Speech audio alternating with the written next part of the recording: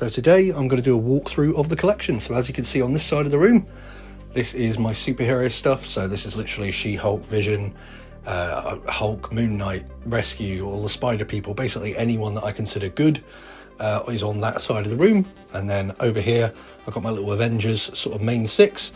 Pan down, this is my cabinet that's just game characters that I like. So Legend of Zelda, Binding of Isaac, Earthworm Jim, and then at the bottom, really old school, but Monkey Island and Full Throttle, some of the old LucasArts games. Over here, if you guys want to see these at any point, I will show you. This is Roboson robots, so these are Transformers. I've got Optimus Prime, the trailer, and Megatron, so I can show them at some point. These are of course my X-Men ones, so I like to keep them in their own separate thing, so I kind of try and separate some of the groups if I can.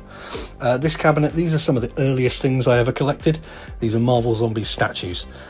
So busts and statues, some of them quite hard to find these days, particularly that Venom and Spider-Man in the background there.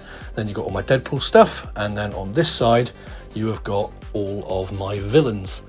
So I try to sort of keep villains on one side of the room and superheroes on the other. As you can see here, this is how I make, you're probably wondering how I kind of get some of them to float as they are. I've got custom 3D printed things for the dynamic flight poles, which allow me to attach them to the wall for kind of dynamic things to make them look like they're flying or climbing up the wall or anything like that. It's a really annoying bit. You can see my lighting up there is actually, for some reason, like 6 bulbs have changed colour. I'm going to try and fix that at some point. It's my fault for buying cheap bulbs. Then of course you've got Carnage and Venom. These two, as you can see, compared to the others, much taller, so can't really fit them on the same shelves. But then this is like my Venom shelf, so more Venom, the Mondo one and all that.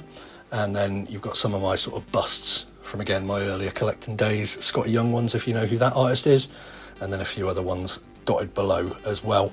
And then just kind of coming across, you've got, so it's a little Donkey Kong homage, and then you've got my Guardians of the Galaxy, and then the ones at the top are kind of miscellaneous characters that aren't Marvel related, but I like to have some representation of other things I like.